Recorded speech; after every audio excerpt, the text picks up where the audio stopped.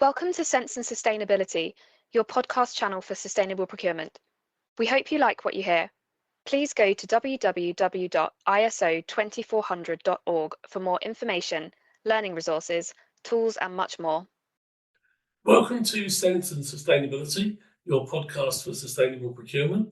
I'm Sean McCarthy. I'm the Director of Action Sustainability Community Interest Company, and I'm delighted to introduce Emma Jane Allen today, a colleague of mine for a long, long time, known to everybody as EJ. So don't call her Emma Jane, call her EJ. EJ, welcome. Hello, I'm glad you've said that up front. Yeah, call me EJ. So yeah, thank you, Sean. Thanks for inviting me to do this kind of podcast discussion with you. So very much looking forward to it. Okay, so EJ, first of all, just tell us a bit about yourself and tell us about your career journey. A huge question. Yeah. I suppose I've thinking about sustainable procurement, sustainable supply chains. I've been working in this field for, I think it's about 20 years, maybe a bit more, but I'm refusing to admit that I've been working for longer than 20 years. So we'll pretend it's just 20. Before I kind of started working as such, I studied languages at university. So I did French and Spanish, so nothing to do with what I do now. I did what I enjoyed rather than being very kind of strategic about what to do. I then spent about 4 years in different countries working and teaching English as a foreign language, came back to the UK, and then started working with Ian, so your co-director at Action Sustainability, in about, I think it was about 2003. So my role then, I used to support large businesses or local authorities to develop and upskill more local and diverse supply chains. So it was about helping them to develop supply chain strategies through running events like Meet the Buyers, as you remember, Sean, because you were involved in those with your Heathrow hat on. So it was all about using procurement to support wider social, economic, and environmental objectives through working more closely and providing opportunities to local businesses. So it was kind of sustainable procurement from day one, but it wasn't labeled as such. Sustainable procurement itself, I guess 2005, I think that was when Procuring the Future came out, Sean. Again, you were, key to that. So Action Sustainability set up as a result of something called the Sustainable Procurement Task Force. Sean, your involvement in that, yourself and Ian set up Action Sustainability. We set up with funding from, it was the UK government department called DEFRA. And then it was kind of yourself and Ian, our director, and then myself as project manager. So we were fairly small and we had consultants delivering sustainable procurement training.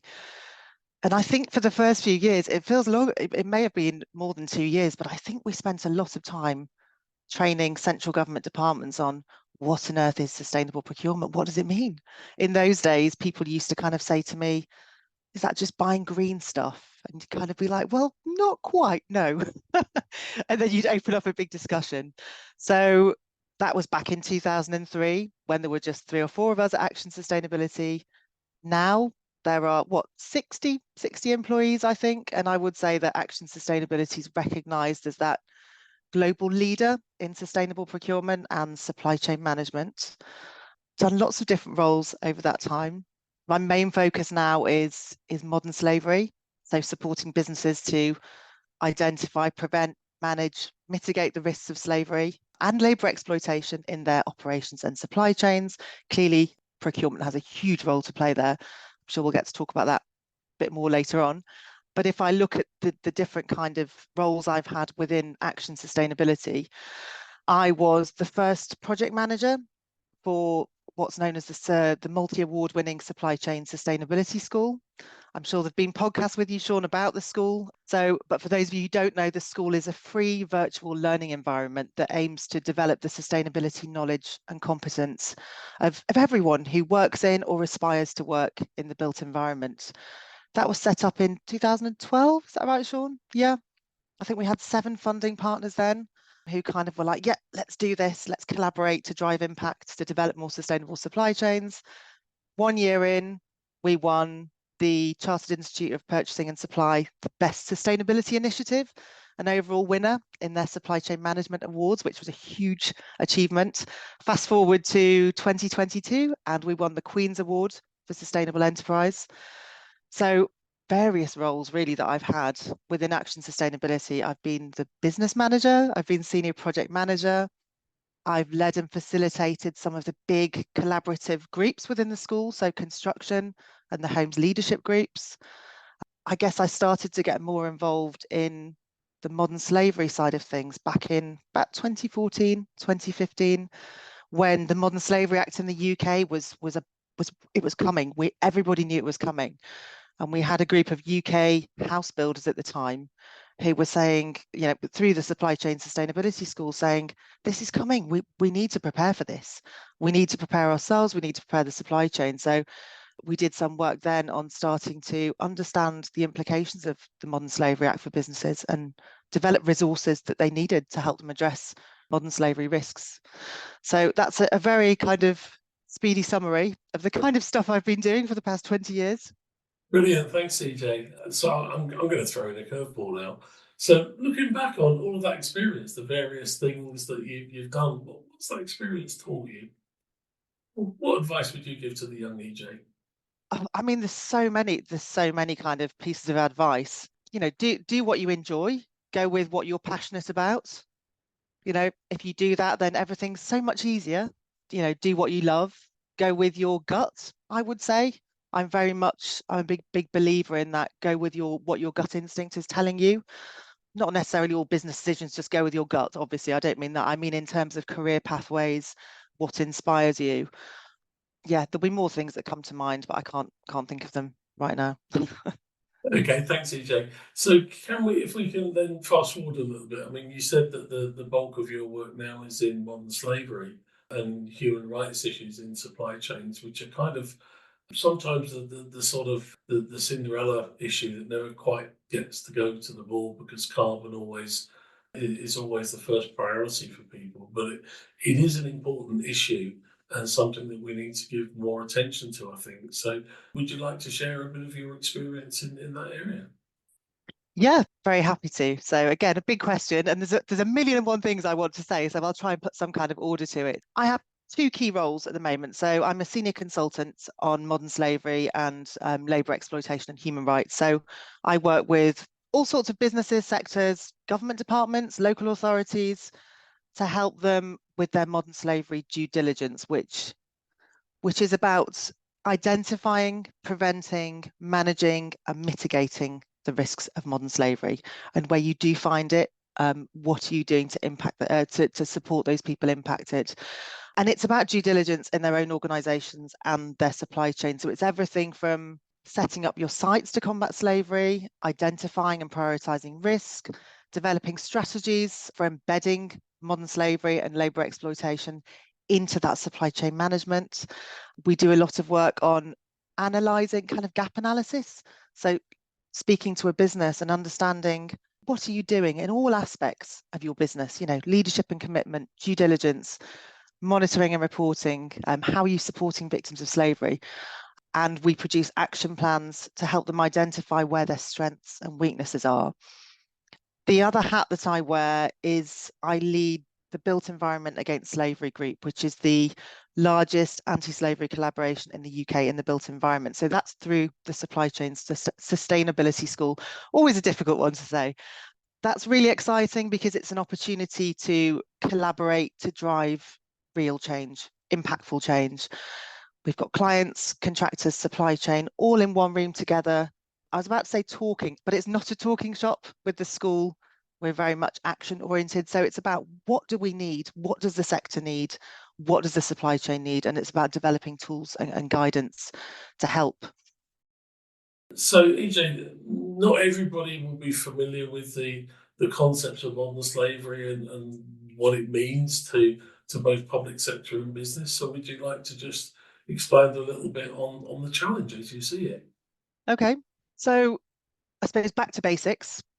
When we're talking about modern slavery, we're referring to situations of exploitation that a person cannot refuse or leave because of threats, violence, coercion, deception, or abuses of power. So it's that idea of absolute entrapment.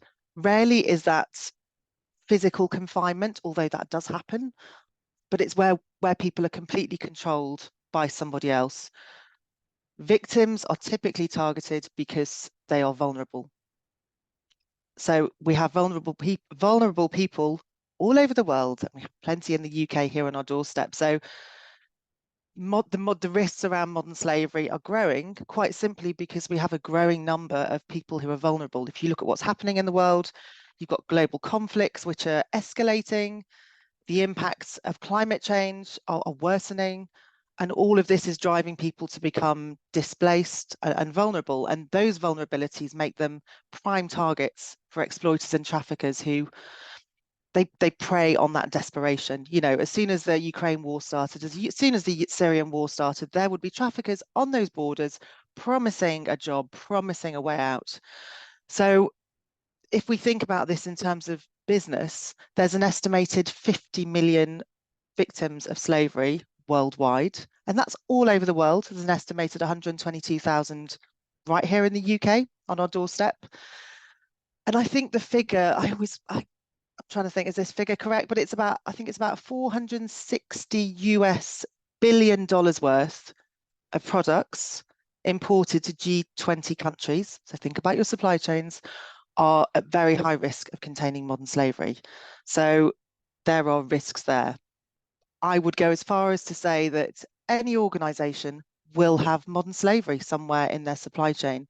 And that in itself is a challenge because businesses don't always recognize that that's the case. They have these ideas that if they're doing what they see as their due diligence, again, I could talk at length about myths around due diligence. They think they think, well, there's no risk there. You know, I'm doing this, I'm asking this question in my supplier questionnaire in my PQQ, and they've said they won't do it. They've said we have zero tolerance to modern slavery, so you know we know it's okay. No, in practice, that's not the case. Modern slavery will be there in pretty much all supply chains. And it's interesting, isn't it? Because as you say, there are many myths, and we can explore some more of those in a moment. But certainly, people tend to think, well, if I buy locally, you know, and that could be in the UK, the EU, North America. Certainly, I've experienced people saying, well, you know, we buy all our stuff locally, so therefore there won't be any modern slavery because modern slavery is a developing world thing. Yeah. What would be your thoughts on that? Yes, there is this assumption that it doesn't happen here, it doesn't happen in the UK. So I suppose two things that spring to mind. I'll probably forget the second in a minute, but the first one is yes, I hear very often when I'm talking to businesses and we're doing those kind of supply chain risk assessments, and procurement teams will say, EJ, I don't think you understand. We only buy from reputable businesses. Okay, so they're saying they only buy from a reputable distributor, which, yes, great. However, the nature of those supply chains and the material components in everything we buy, you know, if you look at the Global Slavery Index, it flags electronics, solar PV, garments, palm oil as some of the biggest high risk categories.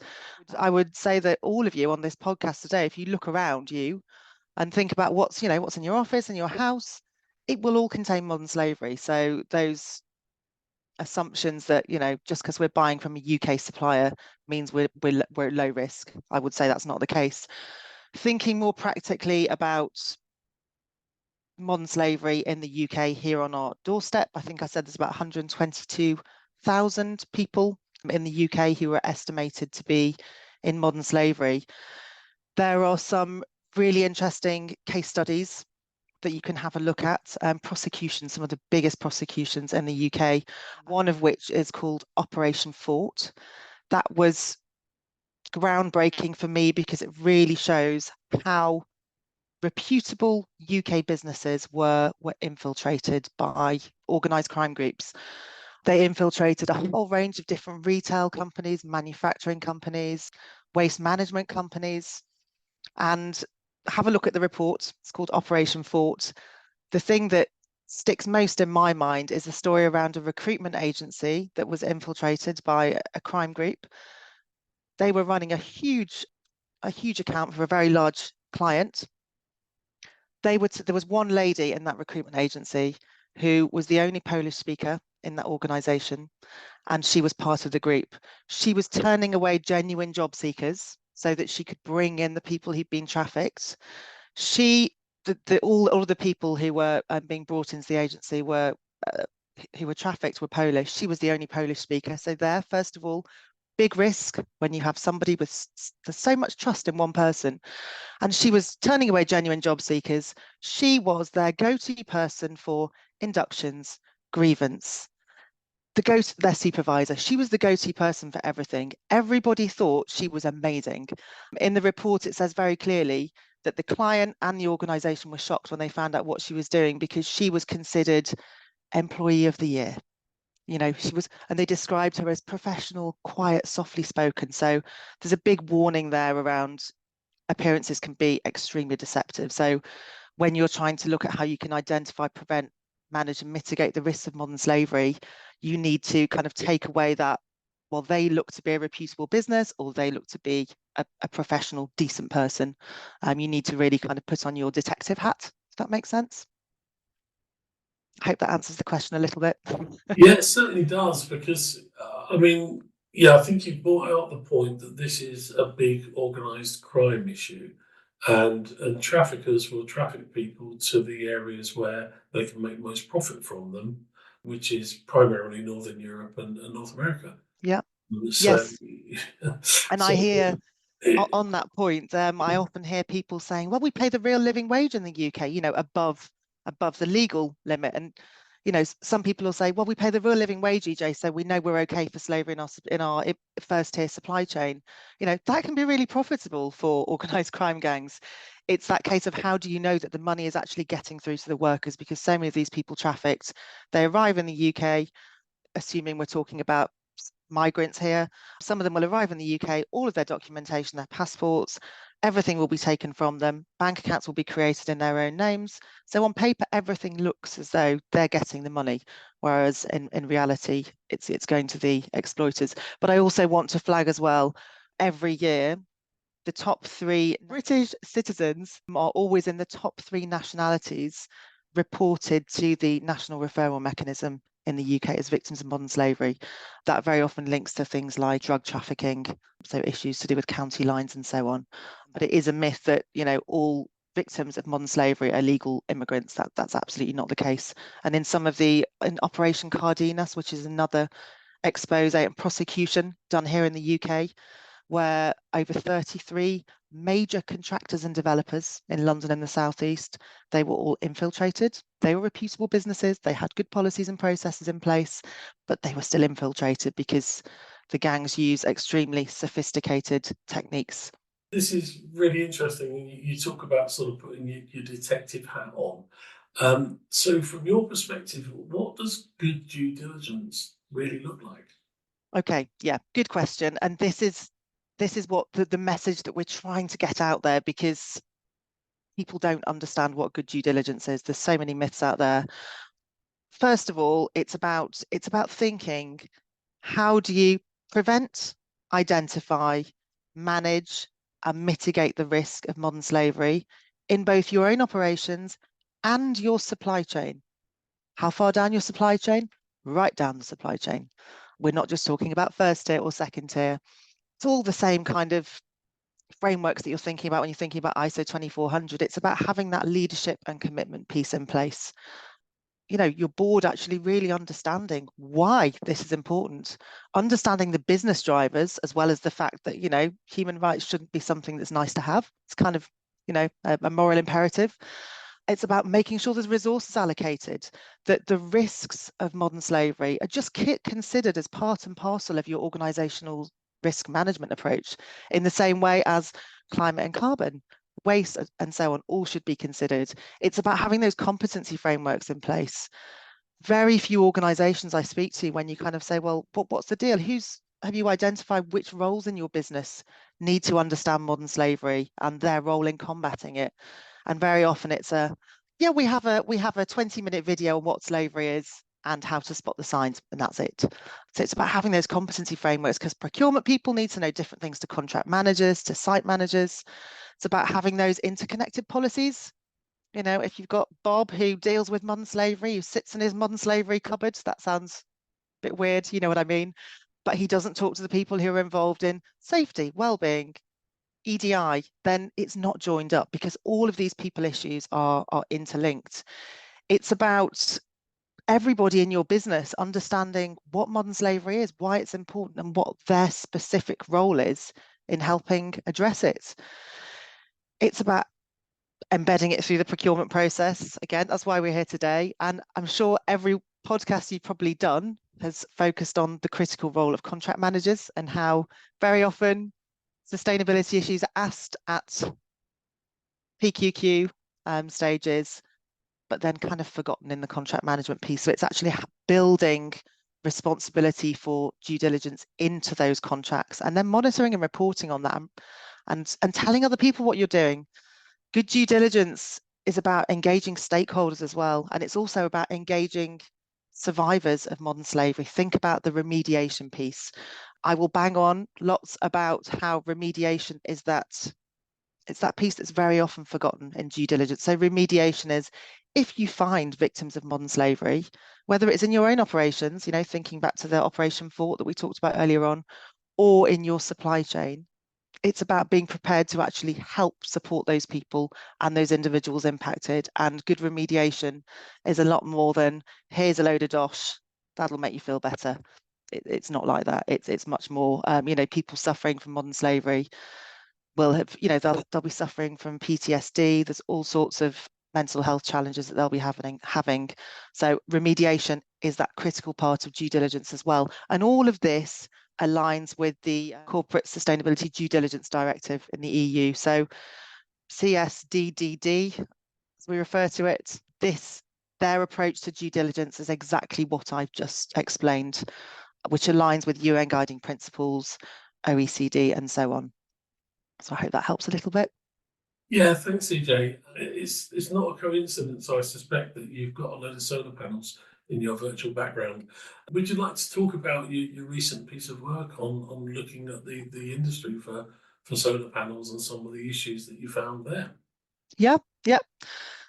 So I feel like awareness of this is actually growing, but a few years ago, I think it was 2021, there's a report published in the UK by Sheffield Hallam University that kind of scared the living daylights out of a lot of people because very few organisations were aware of the ingrained human rights abuses in the solar PV supply chain.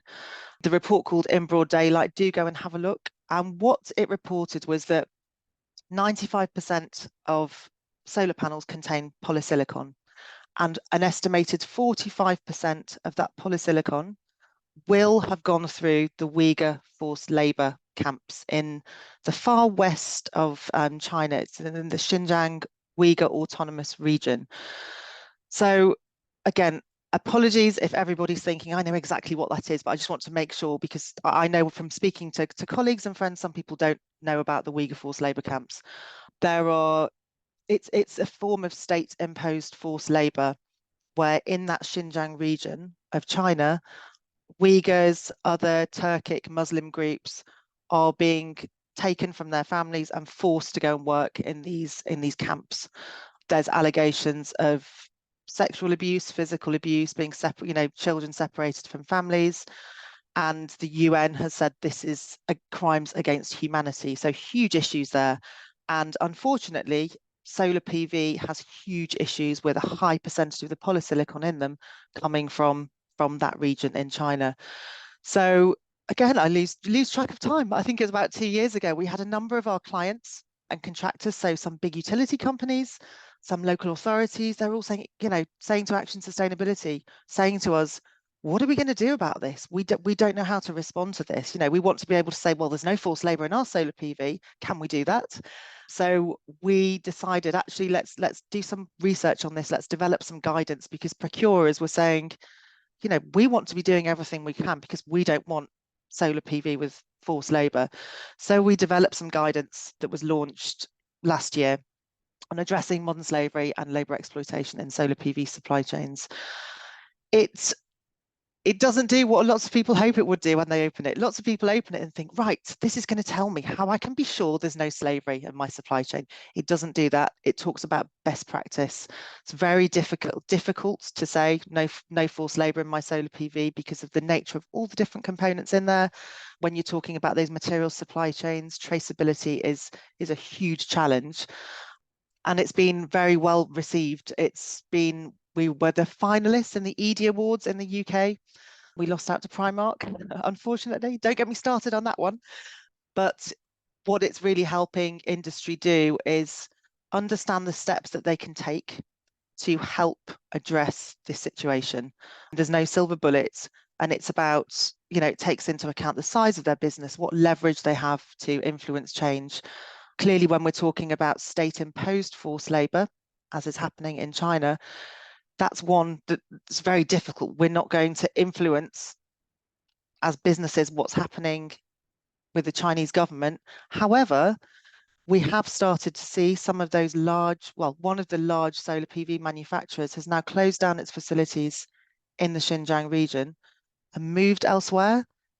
There's no announcement why they're doing that, but I can guess it's because there is a clear demand from customers over, we don't want PV from that region. But it's a very complex challenge, and I just want to say, sorry, you've probably got another question for me, but linking back to good due diligence, there is another solar provider called First Solar, which doesn't have manufacturing facilities in Xinjiang or wider parts of China. And earlier, I think it was this year, they did some audits of their supply chains, including in Malaysia, and they found cases of modern slavery and labor exploitation in their supply chain through the audits that they were doing. They were very transparent about this. They came back and they told industry, this is what we found. We found that there were cases of modern slavery. Yes, their share prices dropped a little bit. However, they've been very open and transparent to saying, this is what we're doing now to support those victims who were impacted. And this is what we're doing to try and figure out, why did this happen in the first place? What could we do in the future to prevent it?